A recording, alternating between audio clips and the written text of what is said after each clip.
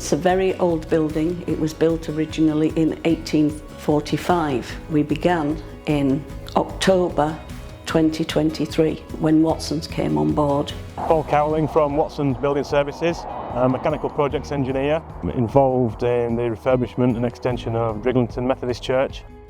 The primary function of the work really was to link the two buildings together, creating a glazed space for the client to be able to use as a multi-function area and a new entrance. They're also very interested in reducing the carbon footprint by replacing the old gas-fired boilers with a new air source heat pump, new LED lighting throughout, automatic controls, new energy-saving kitchen fit-out as well. We have an extremely warm space because we now have air source heat pump, and we have destratification fans. We have all sorts of sensors in each room so that every room can now be independently accessed and also adjusted.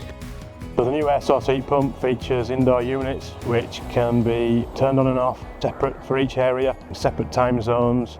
It also works very efficient through a high energy turn down, so you get good returns on the energy input, and it also reduces the carbon footprint as it's all electrically operated.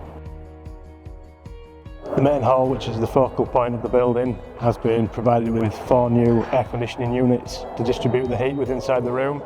We've also got a destratification fan which ensures an even temperature throughout the different levels of the room, and new LED strip lighting which can be switched individually depending on how the room is being used. They have been absolutely brilliant while we have undergone the refurbishment project, still allowing us to use the church itself so that we could continue our community activities. And I have to say that Watson's have done a remarkable job, and I can't praise them highly enough.